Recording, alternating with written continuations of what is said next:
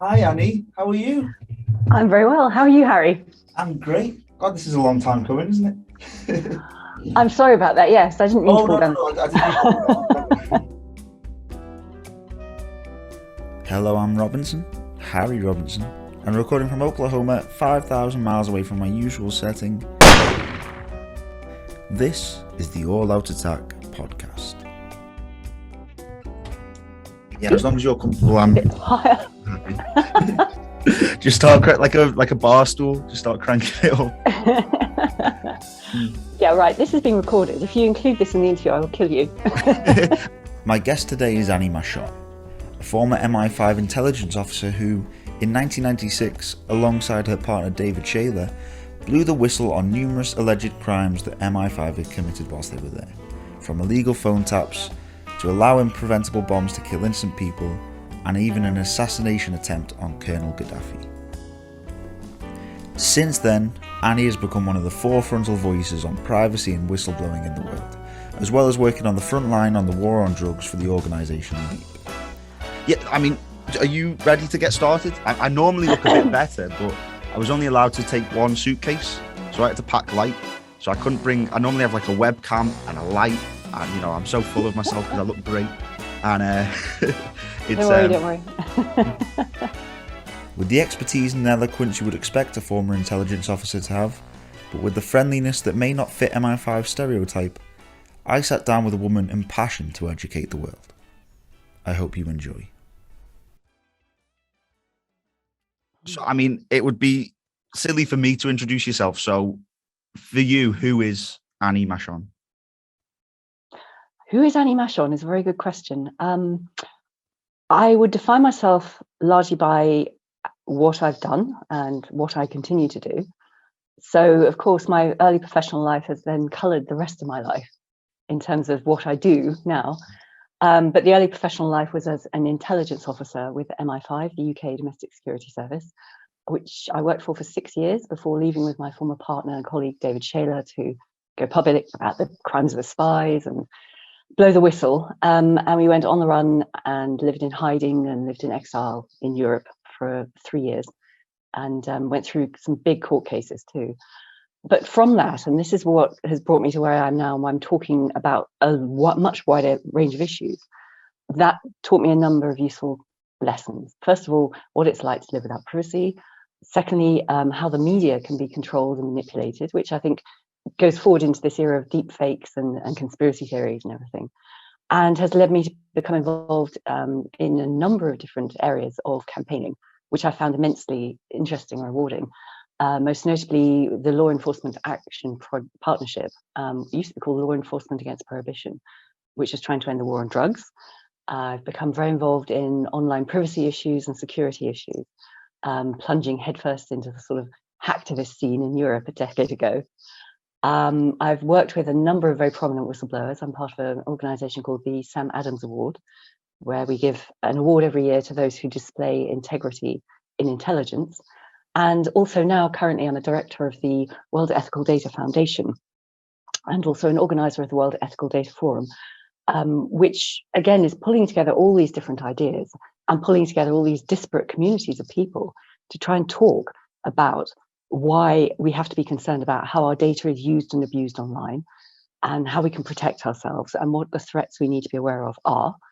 And there's a very creative cauldron because we might be getting someone from the NSA, or we might get someone from GCHQ, or we have a whistleblower, or whatever it is, talking about this stuff. And really high-end tech experts, very eminent investigative journalists, academics, all sorts of different people. So I suppose out of what started out as what I thought would be a nice, safe job for life, which was MI5, all this stuff, the sort of frontline and a cutting edge and definitely, flying by the seat of your pants type stuff, to use all these cliches, of living a freelance life has been one, quite frightening, quite scary, but also amazingly fun. And I've met so many good people and got my head wrapped around all sorts of really disparate ideas. So it's, yeah, Yeah. that's what Annie Machon is. Who she is, that will always remain private. Well, if we wind it back then, so obviously you became an intelligence officer for MI5. Bit of a two-part question, but firstly, how did you get to join MI5, but also was going into a job that was very secret. What were your thoughts about the secrecy and the privacy about the job that you were going into? Yeah. I mean, I've said this many times, so apologies if it sounds a bit stale for the first part, but for the second part, it won't be. But yes, I sort of fell into MI5 by accident because I wanted to be a diplomat and I applied to the Foreign Office. And then I was sent a letter from the Ministry of Defence, apparently, saying there are other jobs you might find more interesting. And if you are interested, just call this phone number. I said, okay. And I went, oh, fuck, it's MI5, my usual ladylike way. And I was going to ignore it, but my father encouraged me to call and see if it was the spooks. Because one, he was a journalist, oops, and two, he was also a huge spy aficionado. I mean, he loved Le Carré and Len Dayton and all those novels and everything. So I did, and then 10 months later, after a grueling recruitment process, I found myself working there as an intelligence officer. In terms of dealing with the secrecy, though, that is a weird one because right up front, as soon as you make that very first contact, you are told not to tell anyone who you're talking to. Well, obviously I told my dad, he already knew. But for 10 months of being recruited, so you go through a first interview, which lasts for 3 hours. It's very intensive. If you get through that, you then have a 2-day, grueling 2 days of being psychometrically tested, lots of exams, lots of tests, lots of interviews, lots of role play. And most people don't get through that. And then if you do get through that, you have final assessment where you're sort of up between 3 of the great and the good coming out of the spies and the government and things. And if you get through the final stage, then you are vetted. When that takes months too, because you're being vetted to the highest level in the UK. So all through this process, you are disappearing off for a day or 2 or whatever to London to go through this process. And your friends are saying, well, where are you going? What's this job you're trying to apply? You can't tell them. What was your excuse? I think at that point I was saying it was Ministry of Defence or something. But then as you get further into it, they do say, well, you know, if you have a partner, had a partner, you can tell them if you trust them, and you can tell your best friend. But even so, you're doing all this, and you can say, actually, it's MI5. But then you can't say anything else. One, actually, that stage, you don't know anything else. But 2, it sort of puts a shutter down between even you and your best friend or you and your partner. Because as you do become more involved, and when you do start working there, you still can't talk about your day-to-day life. Oh, you know, I've just had this wonderful contract. I've got this wonderful contract in my job. How was your day, Annie? And it's like, well, I listened to someone's phone calls, and then we decided they might be about to plant a bomb. So then I had to liaise with all these different organizations to make sure that they weren't going to do that. You can't say anything. Yeah. So it sort of puts a barrier. It's like a sort of invisible glass barrier between you and people out on the outside, as they're seen. Which is partly why so many relationships start on the inside, because at least you can talk about stuff together. So did you tell your friend then and your partner at the time? I did say, yes, it's not MOD, it's actually MI5. What was their I reaction? can't say anything. My best friend, I've known her, I still love her to bits. I've known her since we were 7. And she was just puzzled. It's like, why on earth would you want to do that? My partner at the time, because we'd both been at Cambridge, he was like, oh, that sounds good, go for it. I was like, okay. Because I wasn't terribly keen on the concept at that point, because they'd had a bad reputation in the 1980s. I mean, I was being recruited in 1990, and they'd allegedly been involved in things like the miners' strike, and there'd been whistleblowers coming out saying, you know, they were breaking the law, doing this or doing that, or spying on the wrong people, or activists or whatever. And also, having watched various John le Carré series with my father, the spy aficionado, I got the impression that world was full of very grey, dour, depressed men. And I thought, why would anyone want to work in that world anyway? But the recruitment process is a long process. It took 10 months. And at each stage, you are encouraged and you're told, we're not like that. We're not the way we've been misrepresented in the press.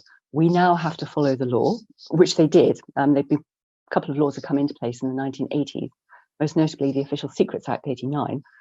And we're actually looking for a new generation of intelligence officer, not to do the old stuff, It's not just counter-espionage. It's not counter-subversion, looking at fellow citizens because they might be reds under the bed or something. We'll go back to that later. And we actually need people to work on counter-terrorism targets, particularly the provisional IRA at that time, which was at the height of its effectiveness and its powers. So gradually going through this process and actually very much liking and trusting the woman who recruited me, who's an intelligence officer, who just did not look like a spy. I mean, people have various stereotypes. She looked like a hippie. I mean, she had, long hair and sort of tiered floaty skirts and all the rest of it. And we got on really well. So I obviously trusted her as well. So I went along with it. And the more I learned and the more I heard and the more I was told, and the more the fact that I went through these very grueling processes, and they seemed to think, I got through every stage. And I thought, this job might be actually right for me, and it could be good. It could actually be something that would make a difference and potentially save lives. And bear in mind, I was only 21 when I was being recruited. I was 22 when I started working there. So, young, idealistic, all My that age. sort of stuff. I know.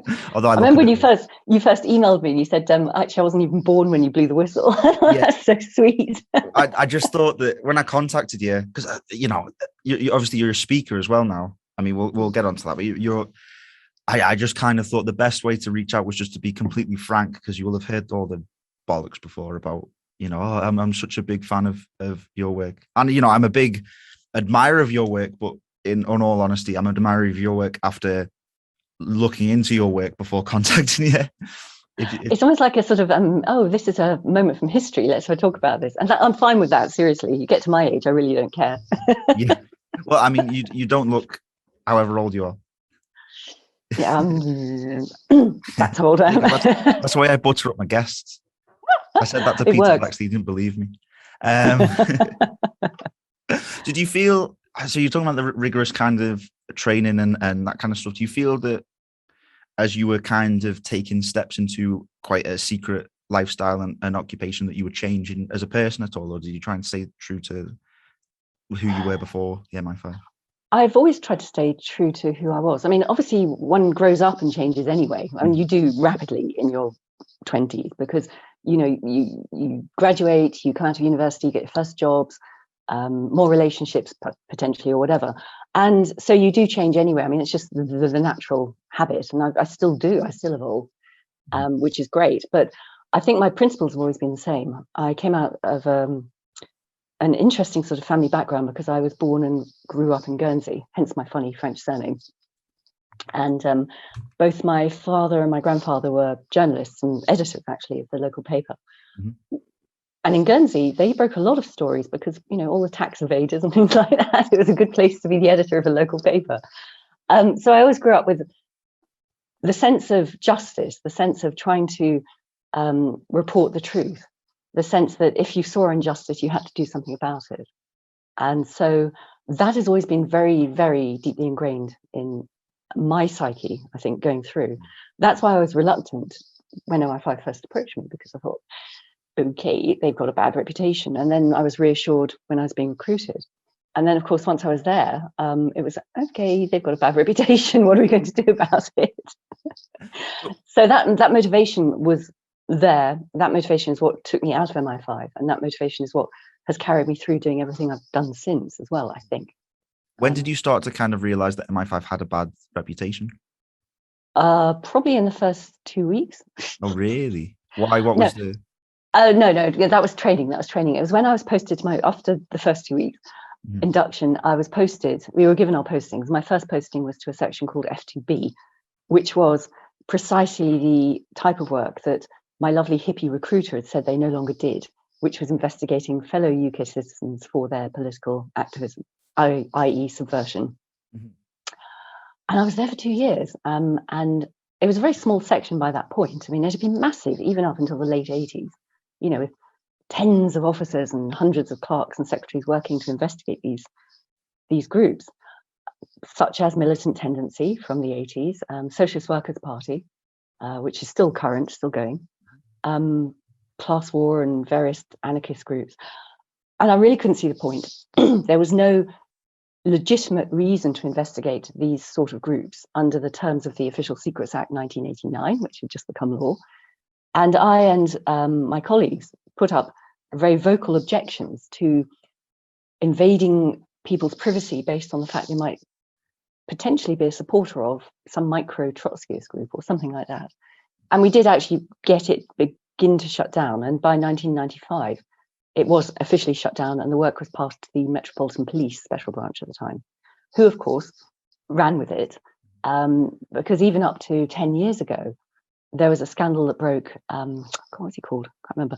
There was an undercover cop who was exposed for infiltrating left-wing activist groups. And many other undercover cops have now come out or been outed because they were sleeping around with all the female activists, and some of them had children with them and things like that. It was pretty gross. Yeah. And, you know, these women have sued, of course, because they were led into these relationships with people they believed to be fellow activists on false pretenses. And then, you know, they would have a long-term relationship, they'd have a kid together, and then the police officer would be pulled out. That's probably the wrong phrase for this particular conversation. But he would, if he was getting too close, he would be redeployed. That's the word. And he would just disappear, vanish from these women's lives and from the group's lives. And they'd have no answers. They wouldn't be able to track them down, anything. So it was actually incredibly traumatic. So that's where that sort of work went. But yes, the first instance was, you told me we weren't doing political subversion, and now I'm going to the political subversion group. Thank you. So that was the very first lie. Did you feel that when you discovered that, I mean, within very soon of properly being initiated into MI5, you're being lied to about major branches, is there a part of you that then starts to almost be suspicious about everything that you're told by your own employer? Mm-hmm. You have to be. I mean, if your employer's MI5, of course you're suspicious. Good point. Yeah. How does that affect the way you work then? If you're constantly second guessing what you're being told? It sort of does and it doesn't, in the sense that if you see something going wrong, or for example, the second posting I had, and also Shayler had, was to T Branch, which was the Irish terrorism branch at the height of the IRA mainland bombing campaign, which was massive in the early 1990s, mid to mid 1990s, before the peace process kicked off. And you know, a lot of good people go into this organization. They really do want a difference. And we were working our socks off, you know, really trying to stop active cells from putting bombs down. And sometimes stuff went wrong. I mean, it does, you know, they're not perfect. They can't be perfect. But the point is, if a mistake happens, then you learn the lesson and you rectify that mistake and you make sure it can't happen again, so you can do your job better. What you don't do, but what we saw was, oh, well, we can lie to government to cover up our mistakes and we'll just carry on the way we're doing it because that's what we know. And that was a major, major problem. So many of us at that time, not just David and myself, at that time were raising these concerns. There was a sort of bit of a generational clash, I think is the best way of putting it, between the old cold warriors who, you know, were used to counter-espionage and counter-subversion, and the new people coming in doing the counter-terrorism, which is a very different beast to deal with. And so there were quite a lot of clashes, and there was a lot of, should we say, heated debate about how best to tackle these new threats and what we can learn when things go wrong so that we can rectify our mistakes. And just the fact that, oh, well, if you're going to carry on like this, you know, you're going to be in trouble, so you have to knuckle down and not rock the boat and just follow orders. I remember those phrases came up quite a lot for most of us. So that is a problem as well, because then there is that sort of widening gulf between the senior management and the more junior officers, because you might want to speak your mind. They might say we have an open door policy and we need to know what's going on, but actually they don't really want to hear it. They just want to, you know, let things go their usual way. Yeah. So that was a problem. There wasn't a sense, though, of of your colleagues, your sort of peer group sneaking on you or spying on you or anything like that. I mean, it was quite collegiate and very social, actually, because they're the only people you can really socialize with and talk freely to. So was your when you joined the branch combating the IRA, was that when you first met with David Shayler then? No, I met him in my very first posting. was recruited a few months after me, and he joined the subversion section. It's ironic, really, when you think about it, what he did afterwards. So we met there, and we were friends and colleagues. And after about a year, we became partners, and we just sort of fell head over heels and were together. What was your first impression of him?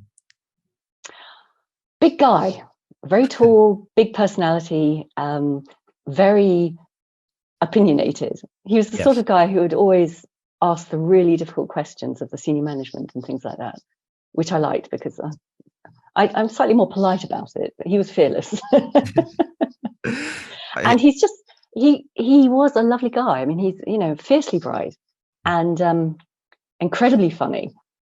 But also, what do they say about people? A sort of Marmite person. So many people loved him, but there were people who hated him too. So there was nothing lukewarm about David Shayler. He's just, Oh, wow. So you're with David, you're in the branch combating the real IRA. Was there a point after your, because obviously you two are in a relationship together and did some prominent things later in your life together, put it that way. What was the point that you started, where those concerns that you were bringing up started to kind of almost put sirens whirling in your head and thinking that you have to start taking action? I have to say, actually, when I was in F2, the very first section looking at subversion, I got to the point where I'd argued myself blue in the face repeatedly about we should not be investigating, we shouldn't be doing this, we shouldn't be bugging these friends, blah, blah, blah, blah, blah. Wrote loads of reports about it, and nothing would ever change because of bigger politics going on in the high levels of the office. And I seriously at that point was going to resign after about 18 months. But then, of course, Dave and I got together and, so we ended up staying longer. So that was the first bit. T branch, which was the Irish stuff, there were a couple of cases that went wrong. Bombs that should have been prevented weren't prevented and went off, and one person was killed. That was sort of covered up. That's when we saw the senior management saying, don't say anything, just brush it under the carpet, we'll lie to government, sort of thing. But then we had a third posting to G branch at the time, as it was called, which was the international terrorism section. And that's where David saw the three key cases, I think. Three, which made us, he decided we have to quit, we have to go. And, I was equally pissed off. Many of our peer group who had been recruited at the same time as us and who are our friends were already flooding out of the service. I mean, they were hemorrhaging officers, which is not good because you lose that experience and you lose that tribal knowledge to take forward in the organization. So, it was the G branch stuff. There was an illegal telephone tap on a prominent Guardian journalist.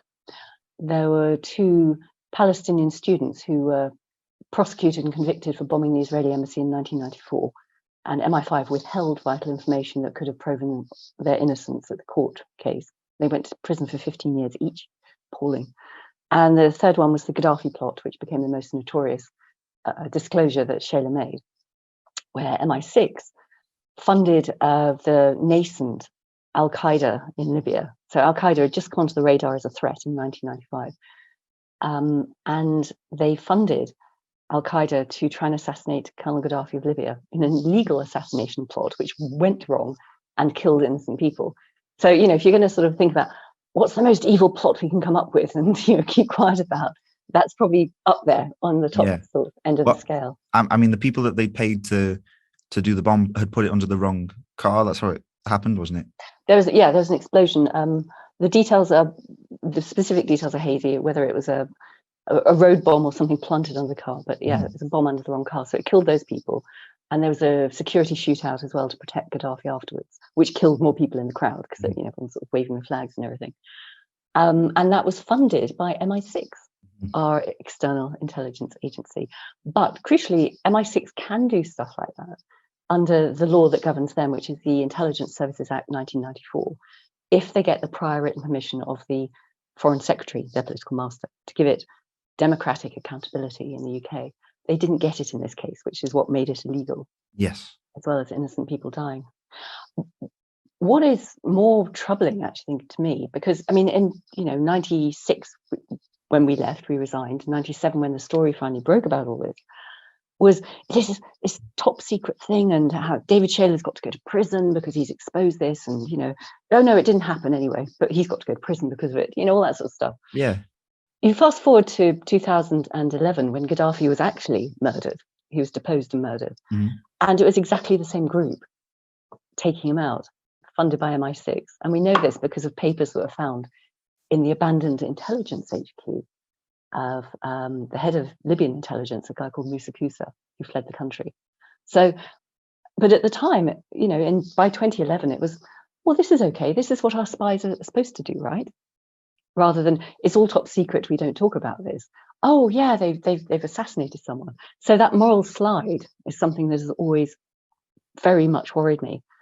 And that's 10 years ago, 2011. So how much better or worse they've got, I don't know, in the last decade. Do you feel that, I mean, it's quite ironic or poetic, depending on how you see it, but I mean, today is the day that the new James Bond film has come out.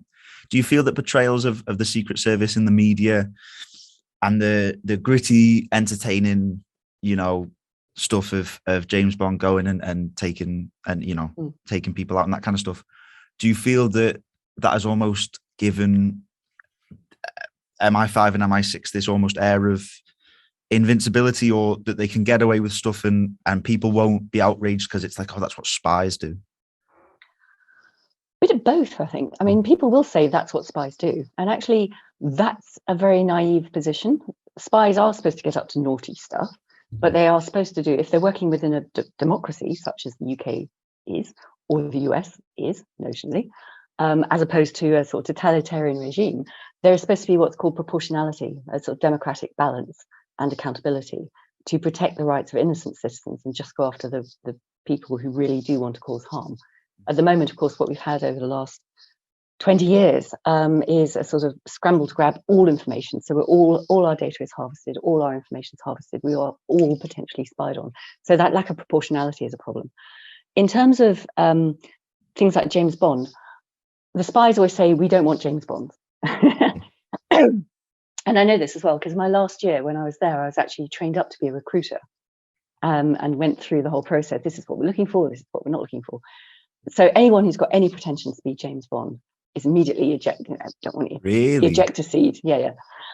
Having said that, MI6 actually do really enjoy, people there do enjoy that sort of mythology. And it has been probably the most effective recruiting tool or the most effective PR tool of any spy agency anywhere on the planet. Even better than the stuff that's been done about the CIA in America, or even better than stuff that's been done. There was a series called Spooks. In the noughties about MI5, made it very glamorous, completely unrealistic. But yeah, the James Bond franchise has been useful in a way in terms of saying, well, they're spies, that's what they do. And most people will go along with that. They won't think about the checks and balances that are necessary for a fully functioning democracy. And it does look glamorous, but yeah, it's much more, if you're lucky enough, you get invited to sort of, Whitehall parties and you get a glass of cheap white wine in a don't get martini glass or something. No, you don't get that. You certainly don't get the big expense account or the Aston Martin. If I wind it back a bit, I wanted to ask, so with you being a part of branches that, I mean, obviously you, not in particular you, but the branch itself and the higher up in the branch are responsible for the deaths of innocent people, even though it's out of your control, being not one of the head honchos of the branch. Is there a sense of guilt that comes with that weighs on your mind? Always. I mean, this is another one of the disconnects. You asked me right at the start about what it's like when it comes to what you can talk about with your close friends or your family and things. It's the same sort of thing. You can be involved in an operation, and some of the time the work is very much behind the desk and you're analysing and planning and running operations. But when they go live, you are on the ground, you are debriefing the agency, you are thinking very fast and trying to stop something happening. So then the entire backstory, of course, but then if it's a really big case and something happens and it's in the news, it's like 30 seconds on the BBC News or something. And you sort of sit there and think, hang on, okay. So even if it's a good operation and you get the results you want, that is quite a weird sort of barrier to reality in a way. However, if something goes wrong and, for example, a bomb does explode, I never had that, thank God. But the people who were supposedly running that operation, and it was my level sort of thing. We were sort of middle-ranking intelligence officers at that time. So you'd be the one sort of coordinating the operation and trying to make sure it all goes right, and you're working with the police or you're working with various other government agencies. If it goes wrong and people do die, there is a huge sense of personal guilt, I think, from what I've seen. But there's also a sense of collective guilt. You know, everyone within that branch will know the person who's supposed to, and they go, oh God, that could have been me, or I contributed this thing, this bit of info, or I could have done that, or whatever. So there is a huge care for the work that they do, and a huge care for literally trying to save lives. You know, when it can go wrong, it can go badly wrong because it's entirely secret, and that's the cover-up bit that you mentioned. But when it goes right or wrong, I mean, you know, they're just normal human beings trying to do a bit of a weird job. Most of them. Some of them are real weirdos, but we won't go down that path. Well, I mean, it's a job that you were told that you weren't even told it was MI5 really until you. Is that when you were told to ring this number for a more interesting job? Were you told it was MI5, or was it just no? Yeah, it's the Ministry of Defence. But it was the first interview. It was the 3-hour interview with my hippie. And halfway through that, she said, well, why do you think you're here? And I sort of went, are you MI5? And I thought, God, if I got this wrong, I'm going to sound like a real plonker. And she said, yes, we are. Can you sign this? And what she meant by sign this was the notification of the Official Secrets Act. I was like, okay. So, yeah, if going back on track to the kind of storyline of how you and David decided to blow the whistle, out of the two, was it David who made that decision to blow the whistle? Why did you go along with him?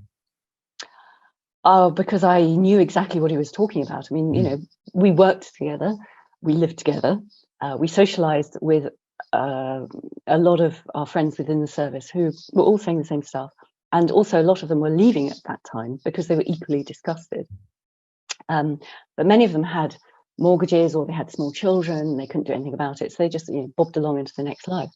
And Dave, who'd started life as a journalist, actually, professionally, said, we've got to do something. I mean, as I said, he was a very big personality, a very, you know, passionate man in terms of what's right, what's wrong. So he said, we've got to do something about it. If we don't do it, who's going to do it? And it was a very, very difficult decision, even so, to go ahead, because it's not just you're leaving your job, you're actually slamming the door shut behind you. You'll never get another decent job because you become a whistleblower, and no big corporation or whatever is going to hire you.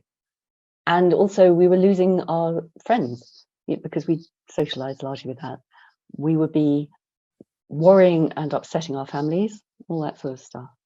So it was a very big step to take. I mean, we have whistleblowing, the concept of whistleblowing has become much more mainstream, I think, over the last 2 decades. I mean, people coming out of the financial sector or health sector particularly, there's been so many whistleblowers, and they all have a really rough time. Like, they lose their professional standing, their reputation, their ability to earn a living, they upset their families, they might lose their family life. But the crucial difference between those groups and intelligence is that you do all that and you have to go through all that, but actually you will also potentially lose your liberty and go to prison. And this happens both in the UK and the USA. And I've worked with a lot of US whistleblowers, many of them are friends of mine over the years too. So the decision was not an easy one, but yeah, it had to be done. Yeah. So how did you? So I know that you fed. You fed. I mean, it was. I think the main things you were blowing the whistle on were like illegal phone taps and the Gaddafi plot and files on government ministers and things like that. How did you and David decide to go about it in terms of? I mean, how do you even know to go about blowing the whistle? Where do you start in that situation? It's not a position that many people get into. Yeah. Well, back in the day, because we knew exactly how we could be monitored, because we were the ones who were monitoring, we could take the steps to make sure that nobody picked up on anything. Nowadays, it would be virtually bloody impossible unless you're some, tech wizard like Edward Snowden, even, to try and evade the electronic dragnet. But no, as I said, David started life as a journalist, and he had journalist friends still, and he got someone to vet, I think is the best way, potential journalists that might be good for him to work with, and he set up a meeting, and it was all fake names, and I don't know the details particularly because he wanted deliberately to keep me out of that phase. So if he were caught before anything happened, I would know nothing. So he was very protective of me. But that went on for a few months, I think. And then suddenly he came back one day and said, the story's going to break in 2 weekends. I was like, oh my God, okay. And he suggested it might be a good idea to leave the country for a week or two until the heat dies down, because he knew there'd be this huge sort of media scandal, and there was. So he went off and got this whole thing set up, and the first disclosures and all that sort of stuff with the newspaper. And I packed the bags and sorted out the travel and got us out of the country. So did you head to France initially then, or? No, we flew out to the Netherlands initially and had a week of traveling around all the unglamorous rural towns of the Netherlands. And also, of course, still because the story exploded after when it first appeared, went massive. And we knew that MI5 was chasing us, hot on our trail. So we were moving around a lot. And then I just said, right, we've got to move further. So we went from The Hague in the Netherlands all the way down via Paris to the far southwest of France in one day. That's as far as we could get by train. I mean, you can't use airplanes because they can snatch you at the airport and things. How did the thought cross your mind? I mean, I imagine it did, about the fact that you were a part of the kind of team that were chasing and tracking down people, and now you were on the shoe was on the other foot. That must really play on your mind. It's what's the paranoia like when someone like the MI5 is tracking you down? It's appalling, because we could put ourselves behind a desk and say, this is how I would track me down, and this is how I have tracked people down, and I would do it really well. So the paranoia was intense. In fact, there were certain times Dave was actually a bit more relaxed than me, and times when we were sort of, we've got to go out of this hotel now, come, go. And we found out from people afterwards that they got within an hour and a half, 2 hours of us. So yeah, really? It's good to be paranoid. But yes, of course, we knew all the dodges as well. So that allowed us, we were on the run for a month. It was like some weird backpacking holiday around Europe.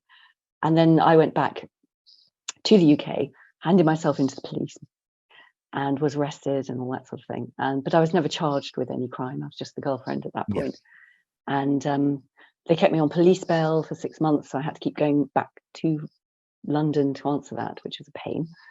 And in the meantime, when I was over in London being arrested, David found a very remote French farmhouse in the middle of nowhere, which is where we hid for a year, once I got out of the police clutches. And then he was arrested, and the British tried to extradite him in the summer of 1998. And he was put in prison by the French, a notorious hellhole called La Santé prison in Paris.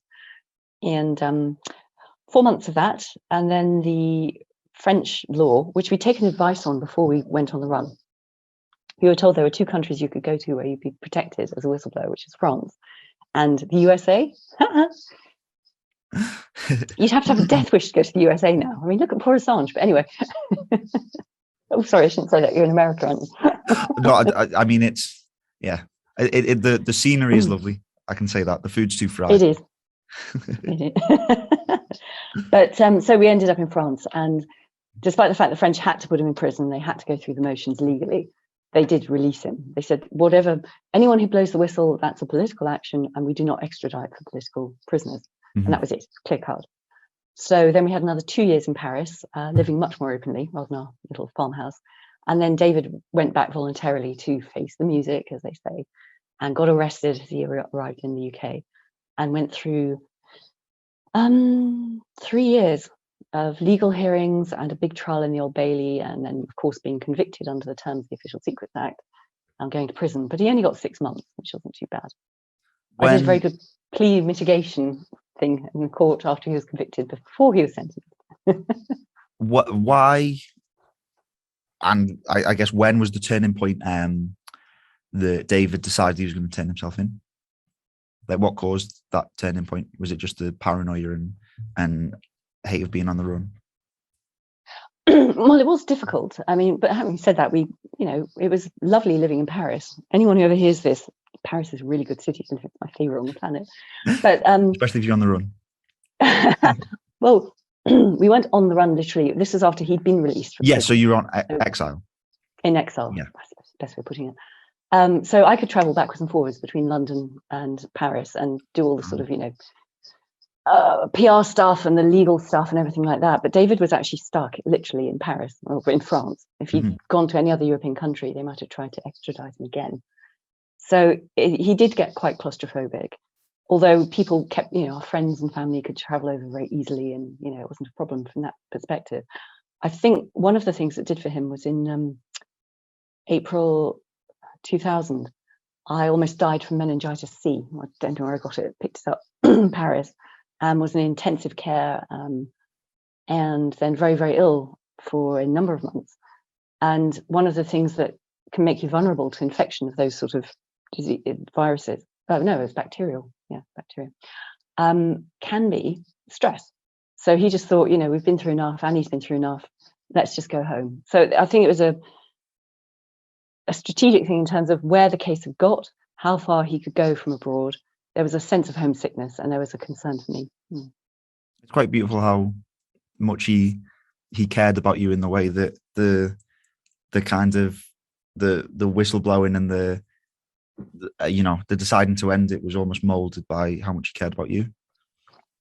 It wasn't the only reason, but yes, he did. I mean, we were incredibly close. It was a very unusual relationship. Well, I guess things like that being spies together, so to speak, and things, going on the run. So after David had given himself up and gone to prison in the UK, did life, I was going to say return to normal, but as normal as you could have maybe hoped? No. By that point, I mean, we'd been involved in, so I'd worked for MI5 from January 91, and the legal case against Dave when he was finally released was about January 2003. So that was 12 years of living this crazy life, both on the inside, on the outside. And after that, you think, what is normal? So no, that was difficult. I mean, it was a difficult few years. I mean, it did take its toll on David as well. And if you look him up on Google, I mean, he's a self-proclaimed messiah, and a transvestite called Dolores, and all sorts of other things now. But yeah, those few years after the end of the case were really difficult. We did write a book. And I love your professionalism. I do have it. I do have the name of it written down as well. Spies, Lies, and Whistleblowers. That's it. I think it's out of print now, but we did write that in that time, which is a pretty comprehensive series of all the allegations we made and the detail of what it's like to work there and what went wrong. But trying to recreate yourself, rebuild yourself after going through those sort of experiences is very strange. And I did feel quite rudderless for a few years. And I got involved in Stop the War activism, became a speaker for a while. This isn't, the run-up particularly and around the war in Iraq in 2003. And other stuff around the war on terror. And from that, I sort of started meeting people and started to do much more public. I mean, David and I separated in 2006 as well. So I was sort of trying to find my feet again. And that's when I became more involved in organizing speaking tours for people I knew. I mean, a lot of progressive American activists or progressive American politicians would come to me and say, "Hey, you're in London. Can you organize something across Europe?" Yeah, okay, that sort of thing. And then it's just a knock-on effect. I mean, I think the way I've always approached life is you keep looking forward, and you unless something is absolutely terrible, you take a punt, you have a go at something, even if you think, I can't do it, this might not really my thing. So I got involved in more and more different activities, more and more different campaigns. And because of that, I started doing a lot more media as well and became much more high profile. And every time there would be, I mean, still to this day, if there's an intelligence story, I get rung up by various media organizations in Europe to comment on it. But learning new bits or linking old knowledge to new areas of interest, I think, has been very important to me. So discovering the whole hacktivist scene in Europe, and their work on against surveillance, or their work on privacy online and things like that, obviously fascinated me. I just dived headfirst into that environment for a number of years and still do work on it. The war on drugs was something I was approached about. I was doing a Canadian speaking tour, I think in 2009, 2010, I can't remember. And someone approached me afterwards in Victoria and said, have you ever heard about this organization? They're trying to end the war on drugs. It's called Bleed. So I met the founder in Amsterdam. He made me join up as a speaker. And a couple of years later, I found myself attending the UN on behalf of Lead. So it's just like, you never know what's going to come up or who you're going to meet. And it just sort of, it's like chucking a stone in a pond and the ripples go out. I mean, it's the old cliche, but that's pretty much how my life has evolved since. And to this day, I get interesting projects coming through. And I think, not sure about that. Can I do that? Oh, just do it. I mean, it's a good mantra to live by in any walk of life, not just, ex-spies.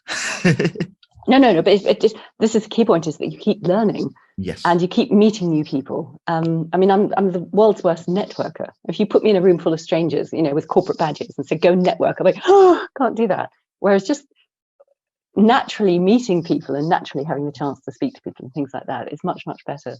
And suddenly you find yourself with this amazing network. It's just great. It's part of the joy of life.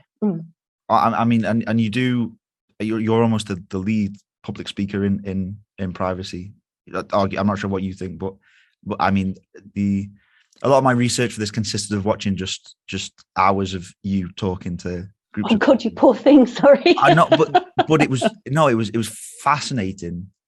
Not to just blow smoke. Do you know what I mean? But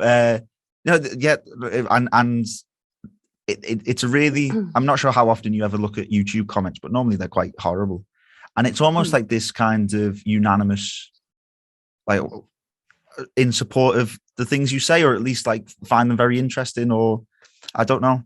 That was the kind of vibe that I got from everything that I watched. In terms of privacy, there was I don't know the details of it. I should have really looked up before. There was a thing that I was told about the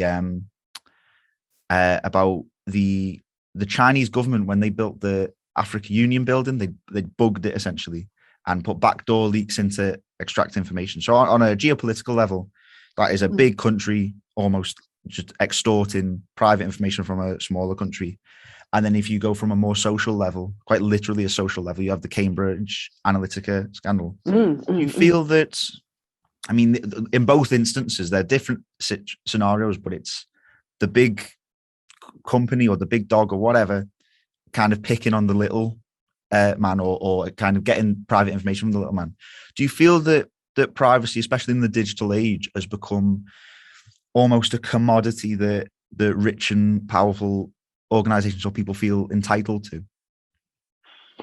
If they can. I mean, we've had the Pegasus scandal recently. I don't know if you're aware of this. It was an Israeli company called the NSO, and they developed this hack into iPhones and also Android phones via WhatsApp and a few other very popular apps that I don't, but most people use on their phones, which basically meant you didn't have to click on some dodgy link, like, from a Nigerian prince or something like that, an email. Yeah. It would just automatically infest your phone and then spy on you.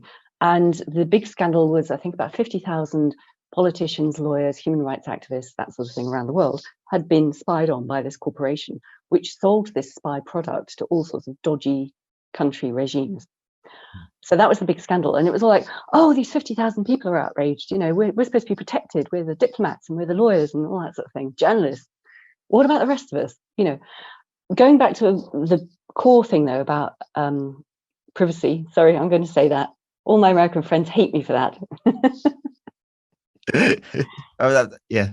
But going back, that is a fundamental human right that was put in place in 1948 for a very, very good reason. Yes. Straight after World War II, straight after Nazism, in the face of totalitarian communism in the Soviet Union as well at that time. This is why it was seen as a very basic right that had to be implemented. Otherwise, you cannot have a functioning democracy.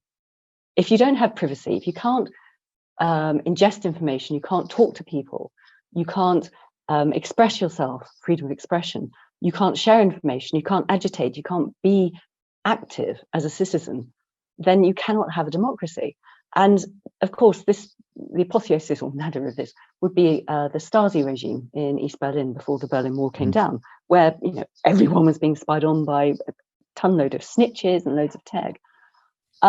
So privacy is a fundamental bedrock of any form of Western democratic notional life. Whether that still exists is another matter. China is constantly being excoriated for breaching this. As you mentioned, this bugging of the African Union building.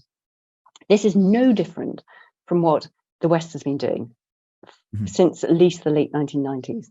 So particularly the NSA, which is the American Electronic Communications Interception Agency, wanted to achieve something they called total mastery of the internet. And they stated that back in 1999. So the internet was in its infancy, but it was really taking off. It was the first dot-com bubble. Everyone thought, great, if we can get into this and inject the poison now, we can listen to everything, which is what they've done. After 9/11 happened back in 2001, again, the war on terror started, and that was the perfect excuse to allow the spy agencies, particularly GCHQ in the UK, which is the NSA's equivalent, and the NSA, to go all out and spend huge amounts of money to bug and scoop up all our information. Now, many of us thought, and some of my friends in the Sam Adams organization, the Whistleblowing Intelligence Organization, are very high-profile NSA whistleblowers. Many of us thought over the last, in the noughties perhaps, that this would probably extend to metadata for the general population. But if they wanted to target someone specifically, like a whistleblower, as well as a terrorist or whatever, then they could get everything, of course. What Edward Snowden came out and began to disclose in 2013 was the fact that they had developed these programs that grabbed everything for everybody. And that's the terrifying thing. So going back to my on-the-run whistleblowing exile type years, David and I knew exactly what they could do and how they could do it. And it was as invasive as what is happening now, but it was very much more labor intensive, very much more difficult to grab that degree of information. Whereas now, flick of a switch, they can do it to all of us, and they are doing it to all of us. And if that sounds paranoid, I would just point anyone who is watching this or listening to this to the Edward Snowden disclosures in 2013. And I'll give you 3 code names: PRISM, Tempora, TEMPORA, and optic nerve. You look those up, you will realize how little privacy you have. PRISM particularly is interesting because that was the very first disclosure where it showed that the American tech corporations, the global tech giants, either had wittingly or unwittingly had backdoors applied to them. I think Apple was the last company to fold in caving into, the NSA getting this backdoor and spying on everyone through their system. But they all have it, and the hardware has it as well. I mean, these phones that we use have it. Yeah. Do you feel that? I mean, now if you log on to any sort of social media, there's cookies, there's you take all the terms and conditions and without reading them. Do you feel that as much as the biggest lie ever told, I think Cory Doctorow said. in terms of people will value certain types of privacy, but almost online and essentially their whole character and being, which is being shaped by what they search on the internet. Do you feel that people just don't, in that regard, almost don't care anymore about their privacy? And what do you think about that? Again, yes and no. I think certainly since smartphones took off, I remember seeing the technology being displayed for the first time on a TED talk in 2008. And the acceleration from that to where we are now is astonishing. I think a whole generation has grown up not thinking about privacy and just thinking about the convenience of doing everything via their smartphones. which is incredibly dodgy and it leaves you wide open to all sorts of attacks, not least financial hacking, if you're going to do online paying. But also I think there has been a pushback. And I think one of the things that's accelerating that pushback is concern, certainly in Europe, about things like COVID passports, having your biometric data shoved on your phone or whatever it is. And people feel uncomfortable about that. Back in 2013, people felt very uncomfortable about the disclosures that Edward Snowden was making. But that sort of faded, it's history now, it's sort of faded from the cultural memory. But things like other COVID or anything else that's going to come up, people will begin to think about this. Now, because we have been complacent and it has been convenient, we have allowed ourselves to become entrapped in using these shiny little gadgets that spy on us. However, there are ways of pushing back if you want to, or if governments wanted to too, as well. You don't use Apple, you don't use Microsoft, you don't use closed proprietary software. You move on to things like open source software, Linux, of any flavor, because that is created by a global community of geeks who can read all the source code, and every time it's attacked, they can sort it out. You will get updates. It's much safer. You can use anonymizing tools like the Onion Router Tor to anonymously browse the internet. You can use anonymized operating systems, which you plug into your computer. So it's a different computer operating system rather than the usual one, called Tails. You can use virtual privacy networks, VPNs. You can use encrypted, I think PGP is a little bit bust now, but I mean, for example, when I speak to people on my phone, mainly I use Signal, which is an open source, end-to-end encrypted thing. I would always recommend people do not use WhatsApp, which purports to be end-to-end encryption, but has been hacked. So there are all these different tools that if you are concerned about, you can try and use. If you are very concerned about, you can try and use a whole suite of them at the same time. But that becomes a pain in the arse, to be quite frank, which is why it goes back to the convenience issue. This is why I'm talking to you now via my phone, which is wide open. It's a Huawei. Oh my God, that's even worse. I've got a Huawei phone as well. Yeah, they're great, actually. Huawei, come and sponsor us. But my computer is open source and locked down, so I keep the two very distinct. Yeah. So in terms of the issues, we have sort of painted ourselves into a corner civilizationally, and it's not just what China might be doing or what Russia might be doing, it's also what the Western intelligence agencies might be doing, particularly the Five Eyes. I mean, the NSA, GCHQ, China, Canada, New Zealand and Australia, they've built this global panopticon. And what we're seeing from China or what we're seeing from Russia or Iran or any other rogue country is just a pushback against what the West has been doing since the late 1990s. Because we painted ourselves into a corner, we're trying to find creative ways to future-proof our rights and future-proof our privacy and also our lives online. I mean, particularly with COVID, we now all talk like this, whereas in the past, privacy issues were a niche thing for weirdos like me, who prefer to meet people face-to-face. But there's also what took me into working with one of my current organizations, and I will mention them. This is a shout out to the World Ethical Data Foundation and the World Ethical Data Forum. And the forum is something that happens every year, and we drag together all these sort of world-class speakers on all sorts of different issues, privacy as well. It's one of the big ones. But as I mentioned up front, academia, the media, the spy agencies, corporate stuff, people to talk about things like Cambridge Analytica as well, the impact on democracy, and fake news, and just trying to get people out of their intellectual bunkers so that they actually get to talk to people they would normally avoid and try and create a more positive dialogue rather than sort of, a media head-banging clash, which is what the media likes because it gets them lots of clicks. So if anyone's interested, please have a look at worldethicaldata.org. I'll stick it in the little description. Yeah, that'd be great. Honestly, Annie, it's been, I know you've got a meeting, so I'll wrap it up, but it's been an absolute pleasure speaking to you. What I do want to ask, just to end it, obviously, I mean, before you talked about how difficult the years were of you being in exile and the years after that and how it really took your toll on it. And speaking to you now, you're doing your speaking and you're talking about how you've met all these wonderful people and you seem a very happy person. How happy are you with how your life's turned out after taking such a big leap? That's a very good question. I would say pretty much, yes, because if I hadn't taken that leap, if I hadn't taken that risk, it's hard to tell, isn't it? I mean, that was such a giant fork in the road to become. But I think because I've always stuck to what I saw as my core principles that I grew up with my father, my grandfather, and the rest of my family, that has kept me relatively safe. Yeah, I mean, I could be head of MI5 now, right? Which could probably have made more of a difference. I don't know, probably not. But no, I am generally a pretty upbeat person, and I feel lucky in the outcome, because whistleblowing can destroy or hurt people very badly.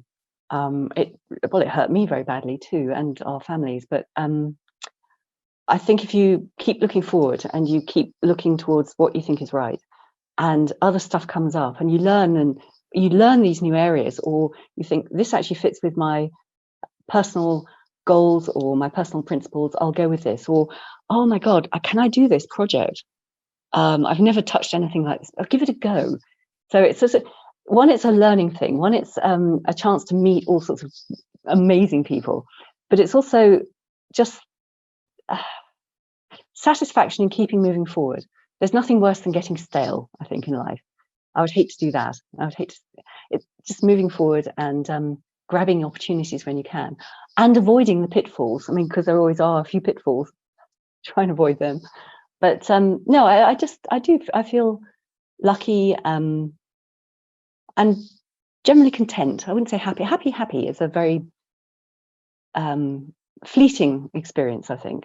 But to find contentment and comfort in yourself, and to have a lot of very lovely friends around you, and colleagues that you enjoy working with, and subjects that you feel you can contribute to, and potentially make a difference.